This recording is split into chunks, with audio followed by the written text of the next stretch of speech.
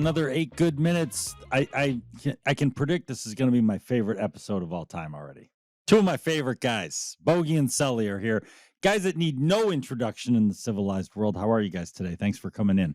Happy to be here. Great. Always excited. Great deal. Awesome. Appreciate it. I'm such a fan of the 8 good minutes podcast. So it's great to be on. Yeah, and a lot of people are.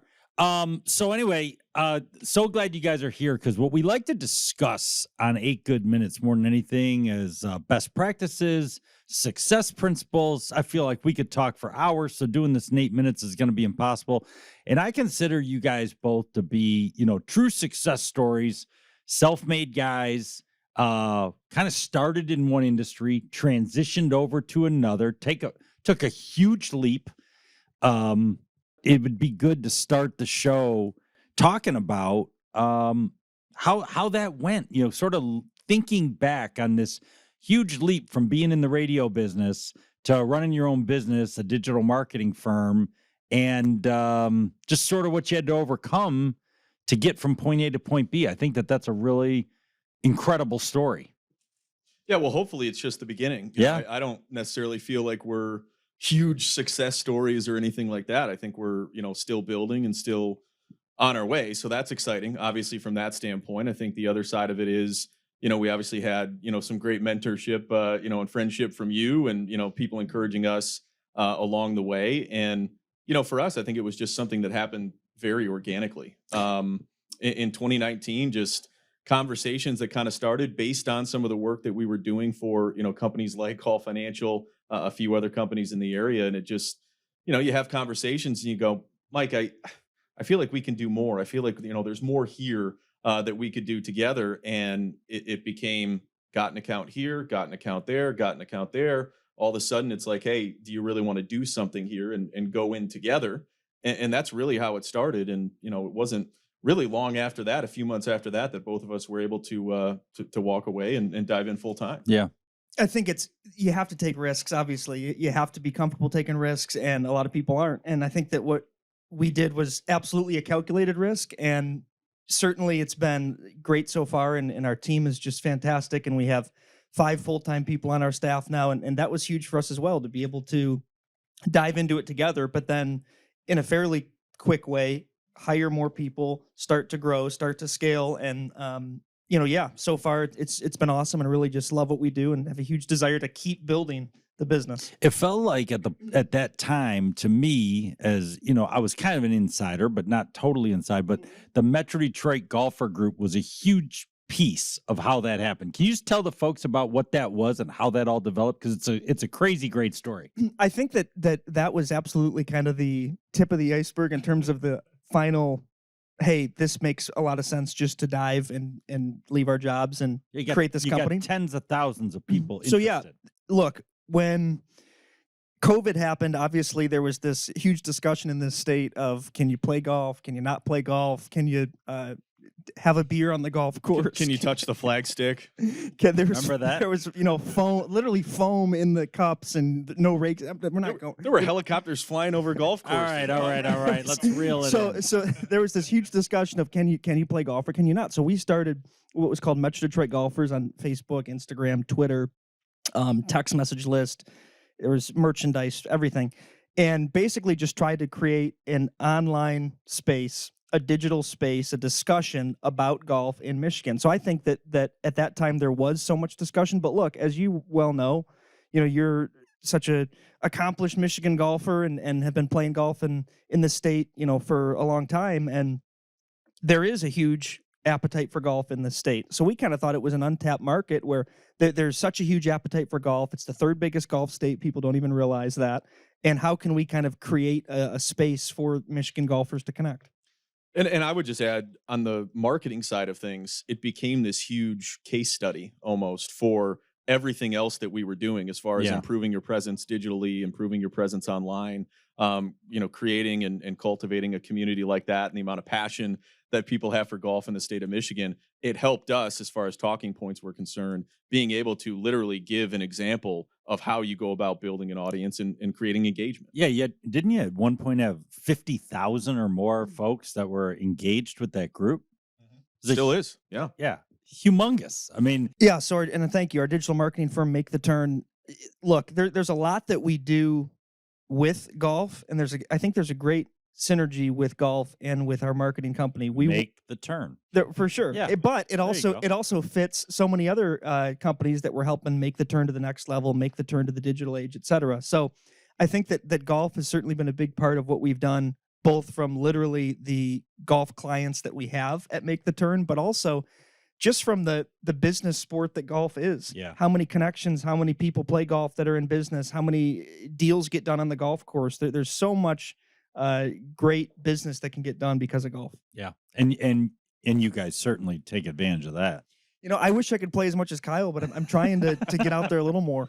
Well, I'm just trying to improve my driver enough, to be a better player. And That's so all. what would you guys say are the main focuses today at Make the Turn, both in terms of like sort of areas you're focused on with business and your guys' focuses in growing the business? Two separate questions. So I would say one thought-provoking thing that you and I think really took seriously was something that you presented to us, and you said, it's so guys, it looks like you're doing this, you're doing that, you're here, you're there, you got. What are the three things that you guys really, do well? And I think it forced us to kind of hone in on how do we go about answering the question of what do you guys do and what does this look like on a daily basis? And I think for us, we honed in, and certainly got to give you credit, but the complementary marketing has certainly been one of those phrases, those buzzwords, if you will, where we can come in and assist a current marketing team with a company, because there's always holes to fill. Yeah. You ask any business owner, and again, same thing we've learned. Hey, do you want to get 1% better in your marketing company? Yeah. They're always going to say yes. Yeah. That's kind of where we've come in and just been able to, hey, do you need a hand here? We can come in and assist in a variety of ways. Yeah. And as I think that as a business owner, having people on the inside working on things full time is always my preference. Mm-hmm. But when you get an outside set of eyes on things, that can be very beneficial as well.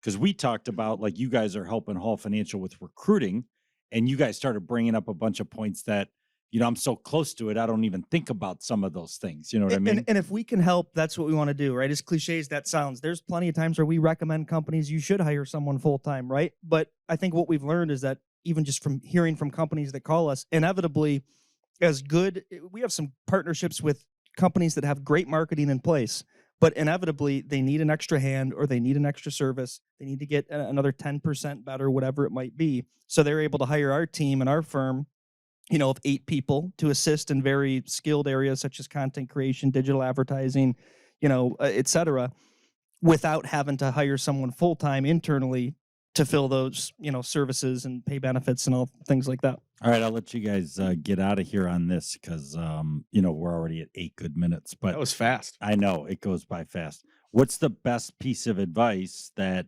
you would either give to somebody who wants to start a business today, or maybe a recent piece of advice that you've been given from somebody that has really been applicable to your guys' success, or that you could get out there for somebody else? So something our listeners can benefit from. I would say talk. I think it's a lost art, communicating via just having conversation. And I'm very fortunate to have a guy like him that I can lean on and have conversation with. You throw out good ideas, you throw out bad ideas, and you pilfer through to figure out which ones you're actually gonna, go in the right direction with. So I would just say have conversation if you're going into business with someone, whatever it may be. Talk it out, talk it through, come up with a plan, and then figure out a way to execute the plan. And then I would just say, the old school business. I mean, Pat O'Keefe, O'Keefe Consulting is one of our biggest partners and another mentor, obviously kind of like you. And he's so big on just doing business the right way. You see someone, or, somebody has a birthday or an anniversary or a big moment of promotion, send them a bottle of wine in the mail, write a letter in pen with your own handwriting, as bad as mine might be. Write a letter, congratulating somebody that maybe you haven't seen in 5 years. Yeah. Just, hey, I saw that on LinkedIn and that looks great. Kind of doing business in old school way, if you will, but it really helps. Just do it the right way. Yeah, I like that. Anything else? And no doubt, I mean, and I think that level of networking obviously is what we believe in and is so huge. The other one I would just say is, as as cliche as it sounds, it is just so true. Control the controllables, right? Worry about what you can control, focus on what you can control. Don't get in your head about something that happened that might not have gone well. Don't think too far ahead and not be in the moment. Just control what you can control. And I think that's huge. I agree. And we get that all the time in our business. Oh, what are you going to do? Rates. What are you going to do about? I can't control any of that, right? All I can control is owning this day and being great on this day and all the things that go into that. Well, and with your experience in the industry, you know that it's not going to be like this forever. Right. Things are going to come back to a certain level. Yeah, that helps. And I just wanted to say real quick, obviously, you've been such a huge help for us, not only since day one, but I say day zero in terms of our company before we even started it, back when we were at 97.1 and whatnot. So can't thank you enough for your help over the years, both personally, professionally, and even on the just Hall financial side of things. There's been several transactions now that I've worked with you guys on from a mortgage perspective, and the whole team is just on top of it. Really, everyone is just fantastic in terms of communication and really getting that process that can be a very difficult process and a stressful process for a lot of people, making that as easy as possible. So really appreciate you both personally, professionally, and we'll continue to have great friendship and relationship. Yeah, no, I appreciate that. And meeting you guys a long time ago when it seemed like you were kids. And now you guys are all grown up and doing great things. Well, I'm still in my 20s, for another 2 weeks. Barely. Hanging by a thread. Barely, yeah. You're in your 30th year. You're going into your 31st year. And but you guys are doing great. And I'm really proud to see everything that you guys are accomplishing. And it's exciting. Thanks for joining us on 8 Good Minutes, and love to have you back. You guys are decent guests.